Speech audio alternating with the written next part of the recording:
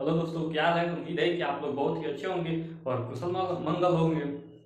जैसा कि आप लोगों का ये अगला वीडियो बन रहा है परसेंटेज का, तो उम्मीद है कि आप लोग रिस्पांस बहुत ही अच्छा देंगे। अम, तो जैसा कि चलते हैं, हम लोग क्वेश्चन बोलता है, क्वेश्चन क्या बोल रहा है, चलते हैं हम लोग क्वेश्चन की तरफ। ठीक, क्वेश्चन पे हम लोग चर्चा करते हैं। तो क्वेश्चन हम लोग को बोल रहा है, पांच अनिवार्य विषयों में, पांच अनिवार्य विषयों में, विषय मतलब सब्जेक्ट, विषय मतलब विषय, विषय यानी सब्जेक्ट, ठीक, में एक परीक्षार्थी ने यानी कि एक छात्र ने 60% औसत अंक प्राप्त किए। ठीक, एक छात्र ने 60% औसत अंक प्राप्त किए। दो वैकल्पिक विषयों में उसने बराबर अंक प्राप्त किए थे और इन दोनों विषयों के अंक जोड़ने पर उसका औसत 4% गिर जाता है। यानी कि जितना पढ़ता है उसमें से 4% नीचे गिर जाता है। ठीक, जैसे मानो कि 10 जैसे 10 कदम आगे हम चले और 4 कदम हम पीछे आ गए तो 6 कदम, तो वही हुआ। तो 4% गिर जाता है। उसने प्रत्येक वैकल्पिक विषयों में कितने अंक प्राप्त किए, उसने कुल विषयों में कितने अंक प्राप्त किए। यहाँ पे लाइट है, लाइट का दिक्कत है, मैं मान रहा हूं। सही हो जाएगा। यहाँ पे पूछ रहा है, एक परीक्षार्थी को या छात्र को ने 60%, यहाँ पे 60% है, ये 60 है, ठीक, 60% है। और यहाँ पर वैकल्पिक है। ठीक, तो जैसा कि आप लोगों को क्वेश्चन, उम्मीद है कि क्वेश्चन आप लोगों को पूरे समझ में आ गया होगा, और नहीं समझ में आया होगा तो ऐसे आप देख सकते हैं। और उसके बाद में तो एक बार पढ़ चुका हूँ। उम्मीद है कि आप लोगों को क्वेश्चन समझ, और राइटिंग तो शुरू से मेरा सही नहीं है, इसलिए मैं आप लोगों से क्षमा दृष्टि कर रहा हूँ, कोई बात नहीं। तो जैसा कि चलते हैं हम लोग क्वेश्चन की तरफ। तो कितना है, 5 अनिवार्य विषयों में एक छात्र ने 60% औसत अंक प्राप्त किए। 5 विषयों में एक छात्र ने 60% अंक प्राप्त किए। कितने विषय में, 5 विषयों में एक छात्र ने 60% अंक प्राप्त किए। तो 60 से इंटू कर देंगे हम। ठीक, 60 से इंटू कर देंगे तो ये हमारा कितना हो जाएगा, 5 छक्का 30, यानी कि 300 हमारा हो जाएगा। ठीक, 300 हो जाएगा। उसके बाद क्या बोल रहा है, उसके बाद बोल रहा है औसत, फिर 2 वैकल्पिक विषयों में उसने बराबर अंक प्राप्त किए। 2 विषयों में, फिर 2, 5 में 5 विषय पहले से है और 2 विषयों में, यानी कि 7 विषय में, यानी कि 7 विषय में, यानी कि 2 विषय जोड़ दो। यहाँ पे 2 विषय जोड़ दो तो यहाँ पे हमारा 7 हो जा रहा है, यहाँ पे हमारा 7 हो जा रहा है, और 7 हो जा रहा है। अंक जोड़ने पर उसका औसत 4% गिर जाता है, उसका औसत 4% गिर जाता है, यानी कि 2 विषय जोड़ने पर उसका अंक 4% गिर जाता है। उसका 2 विषय, जैसे 5 सब्जेक्ट का हम लोग निकाल दिए हैं। ठीक, 5 सब्जेक्ट का हम लोग का 300 आ रहा है, और 2 जो विषय है तो उसका 4% नंबर गिर जा रहा है, यानी कि घट जा रहा है। तो जब घट जा रहा है तो यहाँ हम लोग क्या कर सकते हैं, तो इसका 60 लिया है, विषयों में एक परीक्षार्थी ने 60 औसत अंक प्राप्त किए। इसका कंफर्म है कि 60% औसत अंक प्राप्त किए, लेकिन इसका ये है कि 4% औसत अंक गिर जाता है। इसका ये है कि 2 विषयों में 4% औसत अंक गिर जाता है। तो जब गिर जाता है तो ये हो जाएगा हमारा, कितना हो जाएगा, 56 हो जाएगा, 56 हो जाएगा, 56 हो जाएगा। तो जब 56 हो जाएगा तो 7 से 56 में इंटू करेंगे, करते हैं, 7 पचे 35, 7 छक्का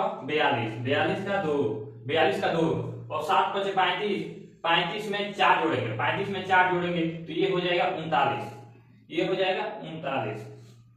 तो ये हमारा हो जा रहा है 392 हो जा रहा है, ये हमारा इसका हो जा रहा है 392। जब 392 हो जा रहा है तो दोनों का, इस 5 सब्जेक्ट का और 7 सब्जेक्ट, तो इसमें से हम घटाएंगे, जब हम घटाएंगे तो हमारा बच जाएगा 300 में से 2 विषयों का योग हमारा 92 हो जाएगा। जब हम इसको घटाएंगे, 300 में से 392 घटाएंगे तो ये हमारा हो जाएगा 2 विषयों का योग कितना हो जाएगा, 2 विषय, चलो ऐसे ही बोल रहे क्या, 2 विषय का योग हमारा 92 हो जाएगा, पीछे योग है ना, 92 हो जाएगा, इधर लिखो, 2 विषय का योग हमारा 92 हो जाएगा। ठीक, दो विषय का, अब दो सब्जेक्ट है तो दो सब्जेक्ट का योग हमारा 92 हो जा रहा है, ये नहीं। अब इसमें से एक सब्जेक्ट का, जैसे हम लोग देखेंगे कि एक सब्जेक्ट का योग कितना हो जाएगा, इसमें हम दो सब्जेक्ट है तो 2 से भाग देंगे हम, तो ये हमारा हो जाएगा 46 गुना का 92, 46 गुना का 92, 46 गुना का 92, यानी कि 46%। क्या पूछ रहा था? 46%। उसने बताया वैकल्पिक अंकों में कितने अंक प्राप्त किए, तो उसने 46% अंक प्राप्त किए। उसने कितने प्राप्त किए? 46% अंक प्राप्त किए। उम्मीद है कि मैं इतना मेहनत कर रहा हूँ, देखो अभी मजदूरी करके आया हूँ, पूरा कपड़ा उपड़ा एकदम टी शर्ट गंदा हुआ है, लेकिन कोई बात नहीं है, देखो बाल सब वैसे ही है, कोई बात नहीं। उम्मीद है कि आप लोग समझदार हो और समझ जाओगे। तो जैसा कि उम्मीद है कि ये क्वेश्चन आप लोग को समझ में आ गया होगा, और इसमें कोई ज्यादा, जब एक बार क्वेश्चन जब पढ़ोगे ना तो खुद ऑटोमेटिक आपको समझ में आने लगेगा। बस आप क्वेश्चन पढ़ो और क्वेश्चन को समझो। ये यार हल करने में ना इंटर और हाई स्कूल के मैथ से भी यार बहुत ये इजी है, बस एक बार समझ लो तो चलते हैं आप अगले क्वेश्चन की तरफ। जैसा कि ये हम लोगों का अगला क्वेश्चन है, ये बहुत इजी है, ठीक, बहुत इजी है। बहुत बार कंपटीशन में ये पूछा भी गया है, और कोई जरूरी नहीं है कि कंपटीशन में कोई क्वेश्चन पूछा जाए तो वो जैसे वो भारी क्वेश्चन हो या ज्यादा फंसाने वाला क्वेश्चन है, ऐसा क्वेश्चन नहीं होता है। बहुत छोटा सिंपल सा क्वेश्चन होता है, बस आपको समझना होता है कि ये कैसे होगा। बस ये आपके ऊपर रहता है कि आप कैसे इसको समझ सकते हैं और कैसे आप इसको कर सकते हैं। क्वेश्चन तो एक क्वेश्चन करने के लिए 1000 तरीके हैं, और कोई 1000 मेथड आपको थोड़ी नहीं बतलाएगी। तो जिसको जो समझ में आता है वो आपको अपने तरीके में बतलाता है, सबका तरीका अपना अलग अलग है। तो जैसा कि ये हम लोग का क्वेश्चन है, बहुत ही ईजी है, लेकिन आप समझे तो और नहीं तो वही है। ये क्वेश्चन बोल रहा है एक संख्या का 33/1/3%, ठीक, इतना प्रतिशत है, इतना प्रतिशत का 100 है, ठीक, 33/1/3 का प्रतिशत 100 है, तो मूल संख्या क्या है? तो इसको हम ऐसे करेंगे, मानते हैं कोई संख्या, हमारी कोई संख्या x है, ठीक, x है, इंटू 1/3 इक्वल टू 100 हम प्रतिशत के लिए 100 हम, ठीक। तो इसका हमारा हो जाएगा, x का हो जाएगा x बराबर 300 हो जाएगा, ये हमारा x बराबर 300 हो जाएगा। 3 से 100 में इंटू करेंगे हम तो x बराबर हमारा 300 हो जाएगा। अब आप पूछेंगे, और जो आपका सवाल रहेगा, हमसे क्वेश्चन रहेगा, और आप पूछेंगे क्यों नहीं भाई कि हम कैसे दिया, जो आपको हमें आंसर लिख दे दीजिए, कोई बात थोड़ी नहीं। आप पूछेंगे हमसे कि आप ये कैसे लाए, कहां से ला दिए, ऐसे 1/3 ला दिए, फिर 100 ला दिए, फिर x का मान 300 कर दिए, तो मैं आपको सब बता रहा हूँ, ठीक, आपको सब बता रहा हूँ। ये हमारा है 33 1/3%, ठीक, ये हमारा है। तो इसका मान इतना आएगा, 1/3 आएगा। और ये भी मैं आपको बताऊंगा कि कैसे आ रहा है, तो इसको हम हटा सकते हैं, तो कोई बात नहीं। तो इसको हम करेंगे 3 से 33 में इंटू करेंगे, तो 99 होगा। 3 से 33 में इंटू करेंगे तो 99 होगा। तो जब ये हमारा 99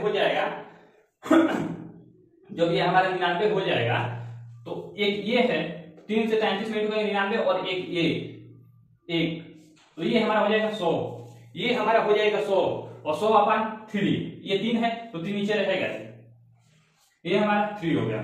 और यहाँ क्या करेंगे, इंटू कर देंगे, और एक लिख देंगे और नीचे 100 लिख देंगे। ये प्रतिशत के लिए अवेलेबल है। प्रतिशत नहीं रहेगा तो उसकी जगह पर 100 रहेगा ही। प्रतिशत जब नहीं रहेगा तो 100 रहेगा। हम इतने का प्रतिशत ज्ञात कर रहे हैं, जैसे 1/3 का हम मान प्रतिशत में मान ज्ञात कर रहे हैं, ठीक। तो 100 से 100 कैंसिल, तो ये हमारा हो जाएगा 1/3 हो जाएगा, 1/3 हो जाएगा। और जो आप सोचते हैं तो दूसरे से भी मेथड कोई जानकारी ले सकते हैं, कोई जरूरी नहीं कि आप हम ही से लें, ठीक। तो इतना हमारा आंसर हो जाएगा। ऑप्शन क्या है? ऑप्शन हमारा सी है। तो आंसर हमारा x बराबर 300 होगा, तो जैसा कि उम्मीद है कि आप लोगों को समझ में आ गया होगा। ये क्वेश्चन बहुत ही इंपॉर्टेंट है। और चलते हैं अगले क्वेश्चन की तरफ। देखिए जैसा कि हम लोगों का अगला क्वेश्चन है, तो अगला ये क्वेश्चन बोल रहा है, ये क्वेश्चन हमारा बोल रहा है एक संख्या में 42% और 28% के बीच 210 का अंतर है, यानी कि 42% और 28% के बीच की संख्या का 210 का अंतर है। इस संख्या का 59% क्या है? महर्षि के थोड़ा देख लीजिए, इस संख्या का पूछ रहा है 59% क्या है। तो क्वेश्चन हम लोग का और एक बार ध्यान सुन लीजिए। एक संख्या में 42% और 28% के बीच 210 का अंतर है, इस संख्या का 59% क्या होगा? ठीक, कोई बात नहीं यार, वही क्या है ना। कोई चलिए, अरे रहलुआनी जान, तू तो बन गई जान हो। 42% और 28% के बीच का अंतर कितना हो रहा है? तो इसके बीच का अंतर ये हमारा हो रहा है 14 हो रहा है। कितना हो रहा है? 14 हो रहा है। 14 हो रहा है, तो बीच 210 का अंतर है, यानी कि 14% का मान 210 हो रहा है। 14% का मान 210 हो रहा है। 14% का मान एकदम खुशी 210 हो रहा है। तो 59% का मान क्या होगा भाई? 59% का मान क्या होगा? 14% का मान 210 हो रहा है, तो 59% का मान क्या होगा ये भी तो देखना चाहिए। 14 जब अंतर का मान निकल गया तो ये भी, इनको भी तो थोड़ा हम देख लें। ये बार बार कैट निकल जा रहा है। तो इसको हम करेंगे 59%। ठीक, 59% लिख लिए खुशी, और जब खुशी लिख लिए तो इसको हम करेंगे 210। 14% का मान इतना है, तो 14% 14 को भी हम इसमें घसीट देंगे, 14 को भी हम ले लेंगे। ठीक, 59% से कोई मतलब नहीं है। फिर हम 59 ले लेंगे। अब ऐसे करेंगे। ठीक, अब कैसे करेंगे? अब हम ऐसे करेंगे। ठीक, समझ में आ रहा है आपको? और जो समझ में आ रहा है तो ये देखिए, 7 से कटाएंगे। ठीक, किससे कटाएंगे? 7 से कटाएंगे। तो 7 गुना का 14, 7 गुना का 14 समझ में आ रहा है ना? ये 2 है। 7 गुना का 14 और 7 के 21, 7 के 21 यानी कि 30। ठीक, यानी कि 30। जब 30 हो गया तो अभी तो ये है ना, 2 है ना, तो 2 से तो घटा सकते हैं। 15 गुना के 30, एकदम खुशी। ठीक, एकदम खुशी। और जब ये हम कटा दिए तो बचा क्या? अब हमारा बचा क्या? इधर मुलाकात कर ले। बचा क्या? 15 इंटू 59। 15 इंटू 59। तो अब इसका जब हम इंटू करेंगे, तो आइए इंटू कर लेते हैं। 15 5 9 45 के 5 9 45 के 5 25 25 29। ठीक, 295 9 5 5 18 5 2 7 5 2 7 1 8 885 हो रहा है।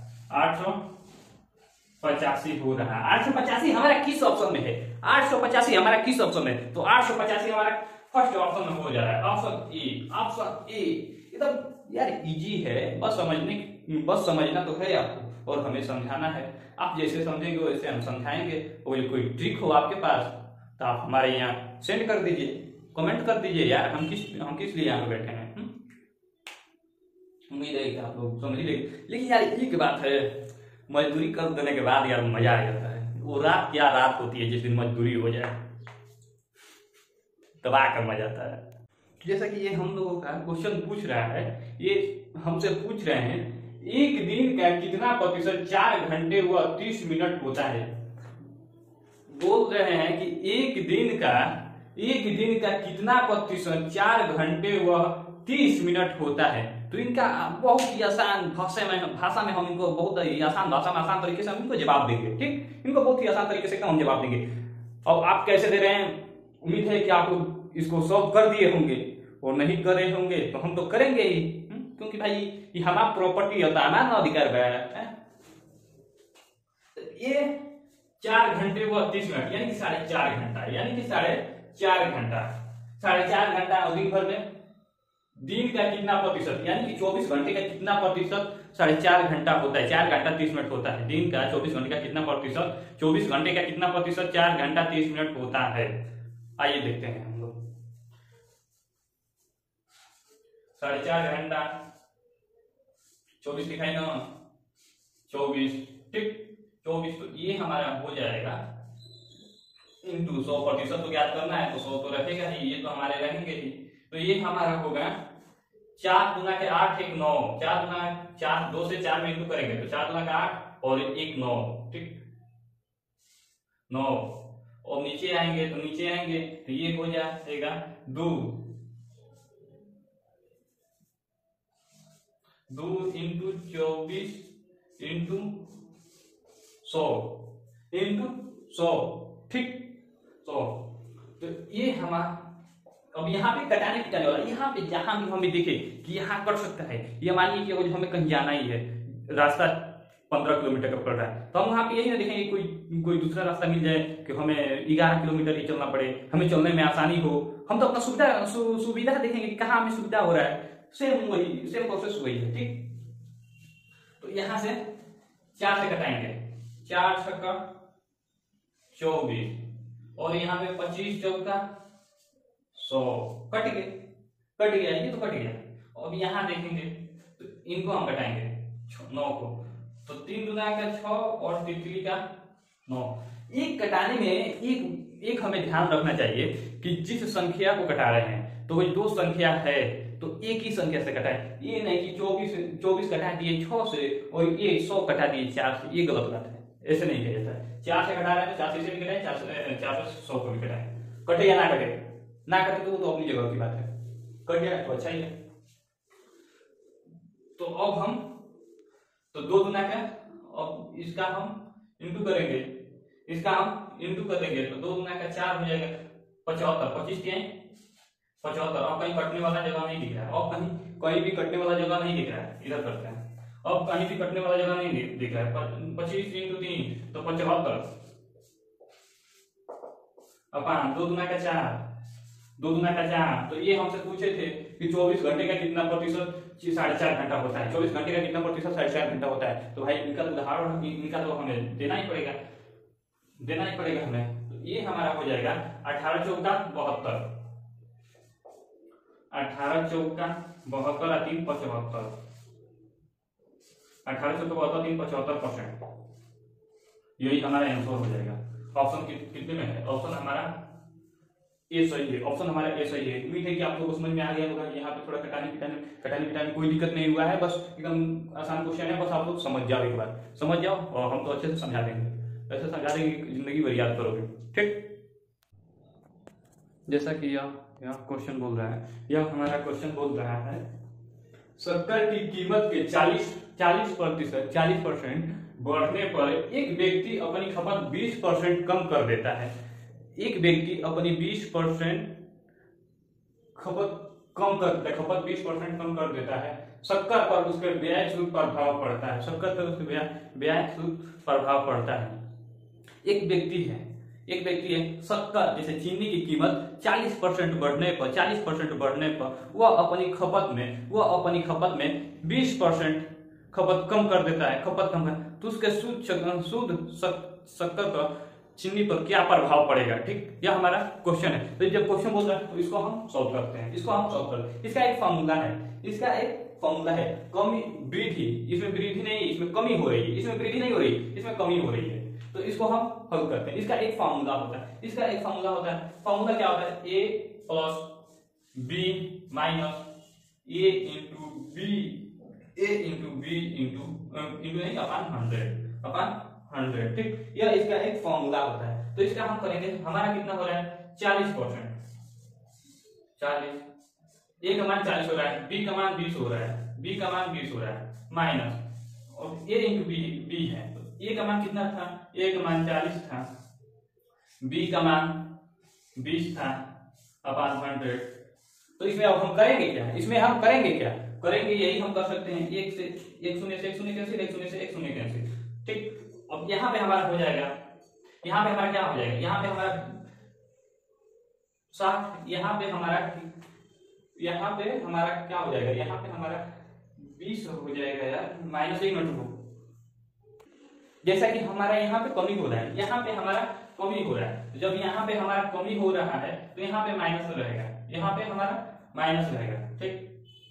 कमी हो रहा है, 20% की कमी हो रहा है, तो जब 20% की कमी हो रहा है तो ये तो हमारा 20 हो ही गया, 40 में से 20 जाएगा तो 20 हो जाएगा, और माइनस 4 गुना का 8, माइनस 4 गुना का 8, तो ये हमारा 20 में से 8 जाएगा तो ये हमारा 12 हो जाएगा, यानी कि 12% प्रभाव पड़ता है शक्कर का, उसके शुद्ध शक्कर पे 12% का प्रभाव पड़ता है। तो 12% का है आंसर, हमारा 12% है, आंसर हमारा 12% है, ठीक। तो 12% ऑप्शन ए, 12% किसमें है, ऑप्शन ए में। तो जैसा कि मिलेगा अगले वीडियो में, उम्मीद है कि आप लोगों को समझ में आ गया होगा। वो कोई लंबा ट्रिक नहीं है, ये जब बढ़ता है तो या वृद्धि के लिए या कमी के लिए, ये सूत्र हम लोग क्या सब यूज करता है, ठीक।